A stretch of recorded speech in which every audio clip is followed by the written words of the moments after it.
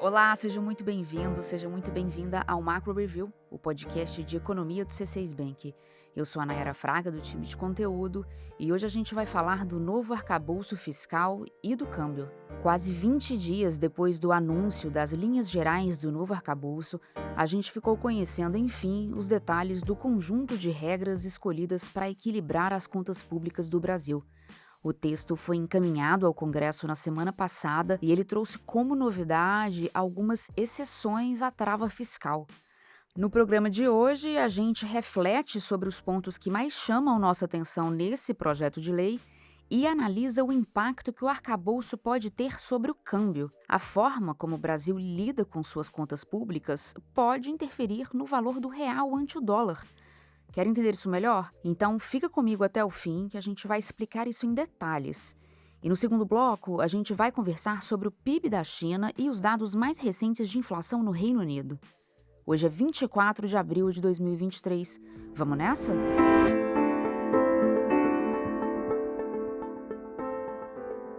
Antes de o texto do novo arcabouço fiscal ser entregue ao Congresso, o governo brasileiro já tinha adiantado alguns pontos. A proposta para organizar as finanças públicas, como anunciado pelo ministro da Fazenda, apresentaria um limite para o crescimento das despesas de acordo com o crescimento das receitas passadas e uma meta para o resultado primário, que consiste em arrecadação menos despesas. De fato, o texto entregue à Câmara no dia 18 de abril, exibiu todas as regras que o Ministério da Fazenda tinha comunicado. Regras essas, aliás, que a gente detalhou na edição 52 do Macro Review. A novidade dessa vez ficou por conta de algumas exceções, e aqui a gente vai destacar duas delas. A primeira exceção tem a ver com as empresas estatais. O texto estabelece que a injeção de capital em empresas estatais não financeiras ficará fora da regra fiscal, enquanto os aportes em bancos públicos estarão inseridos dentro do limite de gastos do governo. Os aportes em empresas de propriedade do governo que são de outras áreas diferentes de banco, esses aportes estão isentos da regra que limita o tamanho do gasto. No arcabouço fiscal anterior, o teto de gastos, as despesas tanto em estatais financeiras quanto não financeiras estavam dentro do teto. Essa mudança desperta reflexão. Tá certo que o investimento em estatais, para fins de expansão dos negócios, por exemplo, poderia ser um meio para estimular o emprego e o PIB brasileiro, que no momento, como a gente sabe, enfrenta as consequências dos juros elevados e da desaceleração global. Mas a possibilidade de contratar despesas excessivas fora do limite de gastos para um país que tem uma dívida pública líquida equivalente a 57% do PIB, essa possibilidade preocupa. Outra exceção que o texto trouxe e que merece análise é a isenção de responsabilidade. O projeto de lei deixa claro que, caso a meta para o resultado primário não seja cumprida, não vai haver qualquer tipo de responsabilização. O texto diz: o descumprimento da meta não configura infração a esta lei complementar. As metas para o resultado primário presentes no projeto são de menos 0,5% do PIB para 2023, 0% do PIB para 2024, 0,5% do PIB para 2025 e 1% do PIB para 2026, com um intervalo de tolerância de 0,25% para mais ou para menos.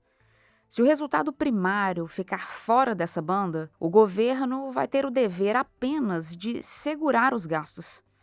Ele fica com a obrigação apenas de aumentar os gastos em montante equivalente a não mais que 50% do aumento real da arrecadação do ano anterior. São muitos detalhes, mas o resumo é que isso tudo acende um alerta. Sim, as metas definidas no arcabouço são ambiciosas e, caso sejam atingidas, elas vão representar um passo importante na direção da estabilidade da dívida brasileira. Mas o novo arcabouço, da forma como está sendo desenhado, vai exigir uma forte elevação de receitas. Para as contas públicas ficarem no azul, além das novas formas de arrecadação já divulgadas, vai ser preciso gerar mais receita, ao que tudo indica. De onde virá esse dinheiro é que é a questão. Bom, dito isso tudo, você pode estar se indagando, mas o que o dólar tem a ver com isso? Já que no início do episódio eu disse que a gente ia falar de regra fiscal e dólar. É que arcabouço fiscal tem tudo a ver com câmbio. Como a gente já falou aqui outras vezes, quando a saúde das contas públicas de um país não está boa, ela tende a afastar investidores, ou seja, tende a afastar dólares, o que provoca a depreciação da moeda local. E o cenário, do jeito como a gente vê hoje, é de piora na trajetória da dívida líquida brasileira. Segundo a nossa projeção, a moeda americana deve chegar ao fim de 2024 valendo R$ 6. Essa previsão pode causar estranheza, dada a recente valorização do câmbio. Para entender, vamos relembrar aqui o movimento do dólar nos últimos meses. Da metade de março até a metade de abril, o real se valorizou 6% em relação ao dólar. $1 chegou a valer menos que R$ 5. Mas isso não ocorreu por conta de uma suposta força do real. Foi o dólar que enfraqueceu. E tem sido assim há um tempo. De outubro de 2022, quando a moeda americana atingiu seu ponto mais alto contra as outras moedas. Desse período para cá, a trajetória do dólar foi de baixa. Não é à toa que as moedas dos países emergentes também se apreciaram ante o dólar, e até mais que o real. O desempenho da moeda brasileira, aliás, tem sido constantemente pior que o desempenho das moedas dos principais emergentes comparáveis a nós, tipo Chile, Colômbia, México. Para piorar, a partir de 13 de abril, a moeda brasileira retomou o caminho da depreciação, algo que não foi visto nos emergentes.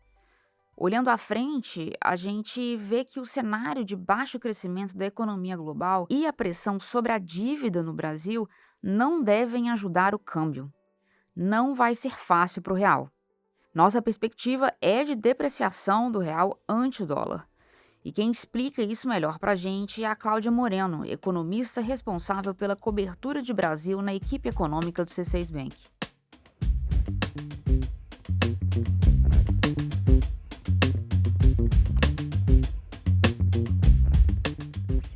Nayara, são 3 os motivos que nos levam a projetar uma depreciação do real ante o dólar.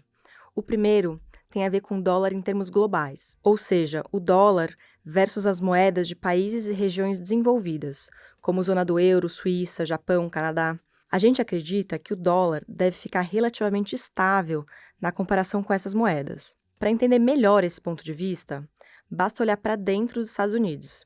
É pouco provável para nós que haja uma recessão nos Estados Unidos. O mercado de trabalho americano está muito aquecido e a taxa de desemprego por lá deve permanecer num patamar baixo por bastante tempo. E qual que é a ligação disso com o dólar? Bom, existe uma correlação forte histórica entre a taxa de desemprego e o câmbio. Quando a economia americana está aquecida e a taxa de desemprego está baixa, o dólar tende a ficar valorizado, ou pelo menos tende a garantir sua força em nível global. É verdade que nos últimos meses a gente viu uma desvalorização do dólar, mas a gente acredita que esse movimento deve ser interrompido, que o ajuste que tinha para ser feito já foi feito. A moeda americana continua num patamar alto, se a gente analisar o histórico das últimas 2 décadas. A gente acredita que ele tende a ficar parado daqui para frente. O segundo motivo, que nos leva a projetar um real depreciado ante o dólar, tem a ver com fatores domésticos. Apesar de o novo arcabouço fiscal ir na direção correta, na nossa visão, ele é insuficiente para estabilizar a relação dívida-PIB do Brasil, que já é elevada. A nossa estimativa é que a dívida pública brasileira siga subindo. Isso tende a depreciar o real. O terceiro motivo que nos faz prever um dólar mais forte que o real tem a ver com o diferencial de taxa de juros entre Brasil e Estados Unidos.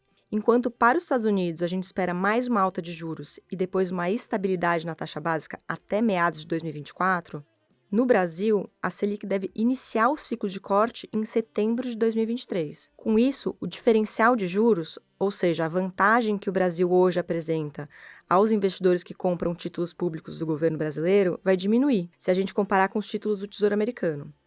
Recapitulando, é por essas 3 razões que são dólar global ainda forte, dívida líquida brasileira em elevação e possibilidade de queda da taxa Selic que a gente projeta alta da taxa de câmbio à frente, Nayara.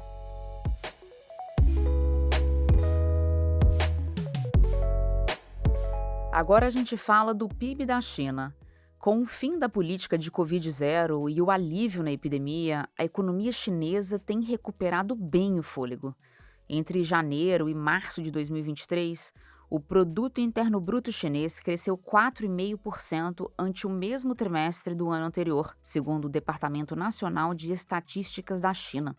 O dado veio acima dos 4% esperados pelos analistas do mercado. Sem as restrições à mobilidade, os chineses voltaram a viajar e a consumir mais bens e serviços. As vendas no varejo cresceram quase 6% no primeiro trimestre, com destaque para restaurante, vendas de joias e vestuário. Além de os chineses estarem consumindo mais, as exportações e as políticas de apoio governamental ao setor imobiliário e a empresas contribuíram para o avanço do PIB. Com todo esse impulso, a China não deve ter dificuldade para alcançar a meta do governo para o PIB de 2023, que está em torno de 5%.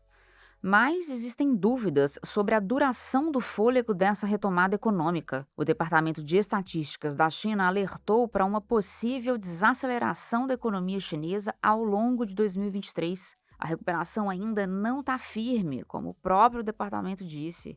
A demanda por exportações é incerta e o consumo doméstico é insuficiente para continuar impulsionando o PIB. A gente vai seguir acompanhando de perto para ver qual rumo a economia chinesa pode tomar num futuro próximo. Partindo agora para o Reino Unido, a inflação por lá permanece em 2 dígitos.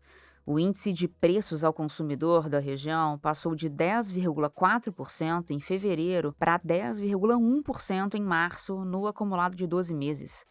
O Banco da Inglaterra e o mercado esperavam um aumento menor dos preços. A inflação britânica segue pressionada pelos preços de alimentos e pelo núcleo da inflação, que exclui energia, alimentos, álcool e tabaco do cálculo. No intervalo de 12 meses até março, o núcleo avançou 6,2% e os alimentos subiram quase 20%. O Reino Unido continua sendo a única economia do G7 com inflação de 2 dígitos.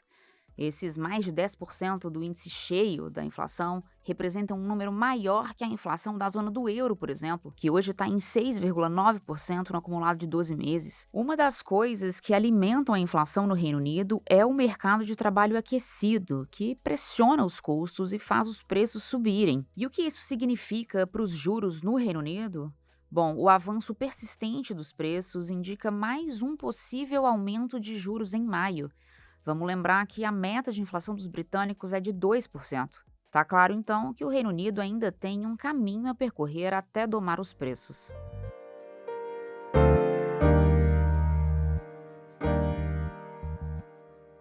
Hora da nossa agenda. Eu compartilho agora os dados econômicos que nossa equipe acompanha nos próximos dias. Na terça-feira, 25 de abril, o IBGE divulga a pesquisa mensal de comércio de fevereiro. A gente projeta crescimento de 0,8% para o varejo ampliado, categoria que reúne todo o comércio varejista no Brasil, mais veículos e materiais de construção. Na quarta-feira, dia 26, sai a prévia da inflação brasileira do mês de abril. A gente espera uma alta próxima a 0,6% para o IPCA 15, já considerando o efeito do retorno de impostos sobre a gasolina. Na quinta-feira, 27 de abril, saem os dados da pesquisa mensal de serviços do IBGE. Nas nossas projeções, o setor de serviços deve ter expansão em torno de 1%. Também na quinta-feira, sai o PIB dos Estados Unidos do primeiro trimestre. A expectativa do mercado é de desaceleração em relação ao quarto trimestre de 2022. Na sexta-feira, 28 de abril, saem os dados do Índice de Preços de Gastos com Consumo nos Estados Unidos, o chamado PCE. O indicador de inflação preferido do Banco Central americano. A expectativa é que o núcleo do índice continue desacelerando de forma lenta, em razão de um avanço menor dos preços no setor de serviços. Por último, ainda na sexta-feira, é a vez de a zona do euro divulgar o PIB do primeiro trimestre. A expectativa do mercado também é de desaceleração, diante dos juros elevados por lá. Bom, é isso. Chegamos ao fim do episódio de hoje. Muito obrigada a você que ficou comigo até aqui. Quem faz parte da equipe econômica do C6 Bank são o Felipe Salles, a Cláudia Moreno, a Cláudia Rodrigues, o Eliezer Jacob e o Felipe Mack.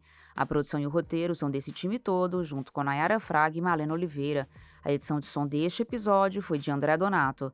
A divulgação nas redes sociais fica com Karina Campos, David Romai e Sara Santana. Lembrando que você pode seguir o Macro Review na sua plataforma favorita de podcasts. Assim, quando a gente publicar um novo episódio, você será notificado. É bom para quem quer ficar por dentro da economia e para quem quer conhecer uma visão original sobre os fatos econômicos. Uma boa semana para você e até a próxima!